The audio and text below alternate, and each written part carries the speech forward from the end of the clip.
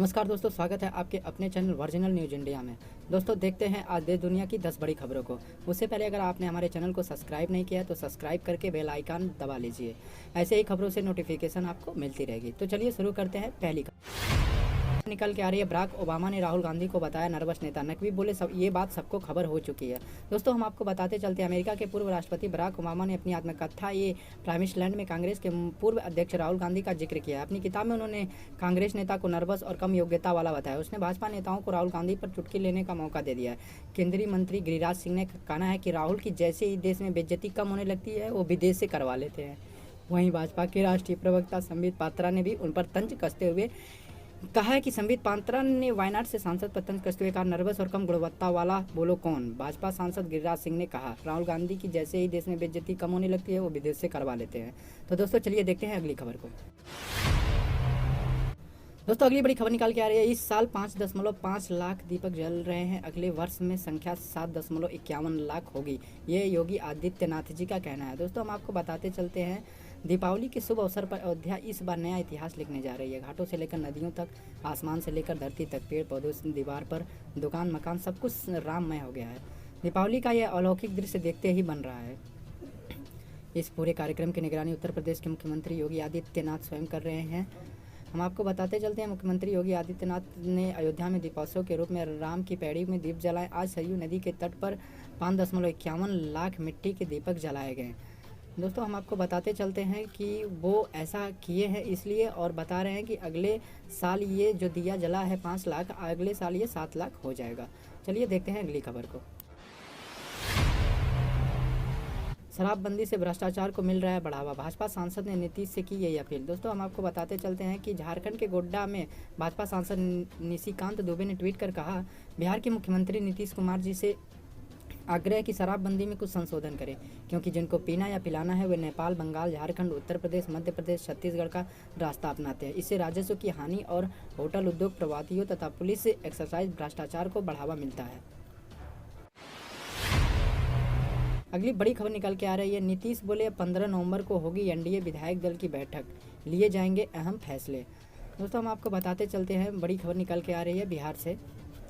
जो बिहार विधानसभा चुनाव के नतीजे आने के बाद अब राज्य में नई सरकार के गठन की तैयारियां शुरू हो गई है।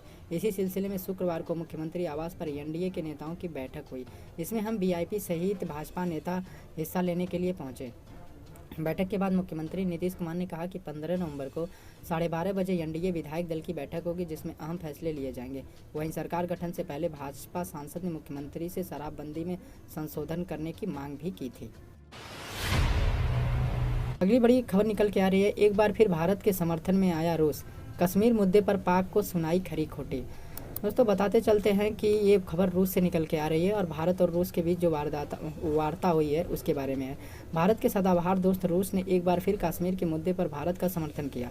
रूस ने गुरुवार को भारत की इस बात का समर्थन किया कि पाकिस्तान को संगोई सहयोग संगठन में चर्चा के दौरान कश्मीर जैसे द्विपक्षीय मुद्दों को नहीं लाना चाहिए। उसने कहा कि ऐसा करना सामूहिक सिद्धांतों के खिलाफ है। प्रधानमंत्री नरेंद्र मोदी ने संगठन के डिजिटल शिखर सम्मेलन में अपने संबोधन में मंगलवार को समूह के आधारभूत सिद्धांतों का उल्लंघन कर एससीओ में द्विपक्षीय मुद्दों को अनावश्यक रूप से लाने के बार बार प्रयास करने वालों पर हमला बोला था। मोदी की इन टिप्पणियों को एससीओ में कश्मीर का मुद्दा उठाने की पाकिस्तान के प्रयास के संदर्भ में देखा गया था। रूसी मिशन के उप प्रमुख रोमन बास्कुन ने संवाददाता सम्मेलन में कहा कि यह एससीओ चार्टर पर हिस्सा है कि द्विपक्षीय मुद्दों को एजेंडों में लाया जाए, और हमने यह सभी सदस्य देशों से स्पष्ट कर दिया कि बहुपक्षीय सहयोग की प्रकृति खातिर इसे बचना चाहिए। वह इस सवाल का जवाब दे रहे थे कि क्या एससीओ अध्यक्ष के रूप में रूस ने पाकिस्तान के समक्ष संबंधित मुद्दा उठाया है। बाबुस्किन ने कहा कि जहां तक भारत पाकिस्तान विवाद का संबंध है, हमारी स्थिति में कोई परिवर्तन नहीं हुआ। हम उम्मीद करते हैं कि इस तरह की घटना ना हो। सितंबर के मध्य में एससीओ सदस्य राष्ट्रों के शीर्ष सुरक्षा अधिकारियों की डिजिटल बैठक से राष्ट्रीय सुरक्षा सलाहकार अजीत डोभाल ने तब बहिर्गमन किया था कि जब पाकिस्तानी प्रतिनिधि ने ऐसा नक्शा प्रस्तुत किया जिसमें कश्मीर को गलत तरीके से दिखाया गया था। नई दिल्ली ने बैठकों के नियम का खुला निरादर करने को लेकर पाकिस्तान की खूब निंदा की। अगली बड़ी खबर निकाल के आ रही है, सुप्रीम कोर्ट ने बदला तेलंगाना हाईकोर्ट का आदेश, ग्रीन पटाखों की बिक्री और 2 घंटे जलाने की मंजूरी। दोस्तों बताते चलते हैं, अगली बड़ी खबर निकल के आ रही है। सुप्रीम कोर्ट ने तेलंगाना हाई कोर्ट के आदेश में फेरबदल करते हुए राज्य में ग्रीन पटाखों की बिक्री और 2 घंटे के लिए पटाखे चलाने की अनुमति दे दी है। अदालत ने DFED की याचिका पर नोटिस जारी करते हुए कहा कि वह दूसरे पक्ष को सुने बिना हाईकोर्ट के आदेश पर रोक नहीं लगा सकती। इसके साथ ही अदालत ने तेलंगाना सरकार को निर्देश दिया कि प्रदूषण के स्तर को ध्यान रखते हुए पटाखों पर राष्ट्रीय हरित प्राधिकरण के निर्देशों का पालन किया जाए। तेलंगाना में पटाखों की बिक्री और इस्तेमाल पर प्रतिबंध को लेकर दायरा एक याचिका पर गुरुवार को उच्चतम न्यायालय ने सुनवाई की। याचिका Telangana fire workers dealers association ने तेलंगाना हाईकोर्ट की ओर से 12 नवंबर को जारी फैसलों को चुनौती देते हुए दायर की थी। हाईकोर्ट ने तेलंगाना सरकार को तत्काल प्रभाव के पटाखों की बिक्री और लोगों व संगठन द्वारा दिवाली के दौरान पटाखों के इस्तेमाल पर प्रतिबंध लगाने का आदेश दिया था। इस चुनौती देने वाली याचिका पर सुनवाई करते हुए न्यायाधीश AM खानविलर और न्यायाधीश के संजीव खन्ना की अवकाशकालीन पीठ ने तेलंगाना हाईकोर्ट में आदेश में फेरबदल किया और ग्रीन पटाखों की बिक्री और 2 घंटे के लिए पटाखे जलाने की अनुमति दे दी।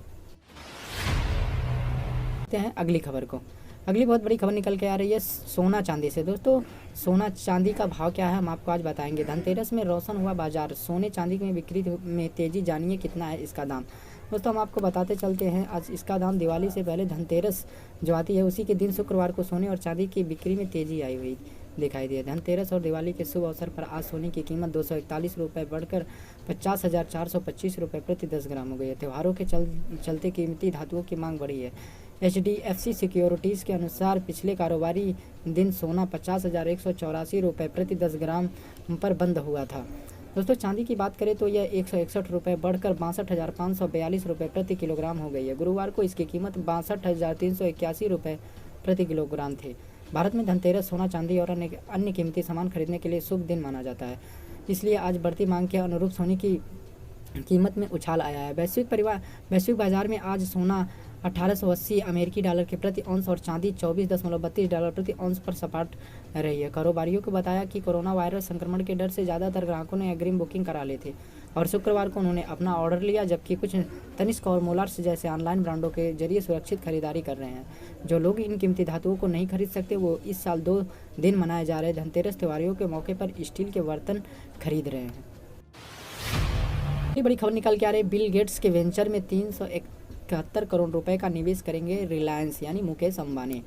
दोस्तों हम आपको बताते चलते हैं, बाजार हैसियत के लिहाज से देश की सबसे मूल्यवान कंपनी और मुकेश अंबानी के नेतृत्व वाली Reliance industries limited RIL America के बैकुत्र एनर्जी वेंचर्स लिमिटेड LP मतलब बोले तो VEP में 5 करोड़ डॉलर यानी करीब 371 करोड़ रुपए निवेश करेंगे। ब्रेकथ्रू एनर्जी वेंचर की अगुवाई माइक्रोसॉफ्ट के संस्थापक बिल गेट्स कर रहे हैं। इसकी जानकारी रिलायंस ने रेगुलेटरी फाइनल में दी है। दोस्तों इसमें बात यह है कि संदर्भ में रिलायंस ने बताया कि इस निवेश को लेकर दोनों कंपनियों के बीच समझौता हो गया है। यह निवेश आगामी 8 साल से 10 सालों में किस्तों में किया जाएगा। दरअसल ब्रेकथ्रू एनर्जी वेंचर्स के मकसद का ऊर्जा और कृषि के क्रांतिकारी तकनीकों में निवेश कर जलवायु संकट का समाधान योजना है। इसके manager company clean energy solution में नवाचार को सपोर्ट करने के लिए निवेश में जुटाई गई पूंजी को निवेश करेगी। आगे रिलायंस ने कहा कि इस निवेश की भारत के लिए बहुत अहमियत होगी। इतनी ही नहीं, इससे निवेशकों को अच्छा रिटर्न भी मिलेगा। मालूम हो कि इस लेन देन को पूरा करने के लिए भारतीय रिजर्व बैंक RBI की मंजूरी अनिवार्य है। इस निवेश में रिलायंस को प्रमोटर या ग्रुप कंपनीज का फायदा शामिल नहीं है। बता दें कि मुकेश अंबानी लंबे समय से ऊर्जा के स्वच्छ स्रोतों की वकालत कर रहे हैं और इसलिए वे निवेश किए जा रहे हैं। अगली बड़ी खबर निकल के आ रही है, उदित राज ने फिर उठाया EVM पर सवाल, पूछा भाजपा का वोट शेयर घटा तो सीटें कैसे बढ़ी। बड़ी खबर निकल के आ रही है। दोस्तों ऐसा है कि बिहार विधानसभा चुनाव के परिणाम सामने आने के बाद जहां NDA के नेता शुक्रवार को बैठक करने वाले हैं, वहीं विपक्ष में अपनी हार का ठिकाना इलेक्ट्रॉनिक वोटिंग मशीन पर फोड़ना शुरू कर दिया। राहुल गांधी ने जहां EVM को मोदी मोटिवेशन करार जवाब दिया है, वहीं पर इस बार फिर उदित राज ने EVM पर सवाल खड़ा किए हैं। उन्होंने यह वीडियो शेयर किया कि कहा कि भाजपा का 5% वोट शेयर घटा है तो इसकी सीटें बढ़ी कैसे हैं। बताते चलते हैं, उदित राज ने शुक्रवार को ट्वीट कर कहा कि भाजपा का बिहार में वोट शेयर 5% गिरा है तो सीटें कैसे बढ़ी। राजद का वोट शेयर 5% बढ़ा लेकिन सीटें कम हुई। भाजपा का वोट बैंक कम है, ज़्यादा से ज़्यादा 15 सीटें आनी थी। ग्रामीण इलाकों को ज़्यादातर NDA जीती है, जबकि इनका शहरी वेस और EVM की सेटिंग कोई नहीं हुई है। भाजपा का बिहार में वोट शेयर 5% गिरा है तो सीटें कैसे बढ़ी। राजद का वोट शेयर 5% बढ़ा लेकिन सीटें कम हुई। भाजपा को वोट बैंक कम, ज़्यादा से ज़्यादा 15 सीटें आनी थी। ग्रामीण इलाकों में ज़्यादा से ज़्यादा एनडीए जीती है, जबकि इनका शहरी वेश है कि ईवीएम में सेटिंग हुई है। तो अगली बड़ी खबर निकल के आ रही है उत्तराखंड से। उत्तराखंड पूर्व भाजपा विधायक एवं मंत्री लाखी राम जोशी भाजपा से निलंबित, नोटिस उन पर जारी कर दी गई है। दोस्तों बताते चलते हैं, भाजपा प्रदेश अध्यक्ष वंशीधर भगत ने पूर्व भाजपा विधायक एवं मंत्री रहे हैं लखी राम जोशी के खिलाफ अनुशासनात्मक कार्रवाई करते हुए उन्होंने पार्टी से निलंबित कर दिया गया है। साथ ही लाखी राम जोशी को उनके द्वारा लिखे गए एक पत्र में संबंध में की गई इस कार्रवाई के अंतर्गत नोटिस देकर 7 दिन में उत्तर देने के लिए भी कहा गया है। उत्तर न मिलने अथवा उनका उत्तर संतोषजनक न पाए जाने पर उन्हें पार्टी से निकाल दिया जा सकता है।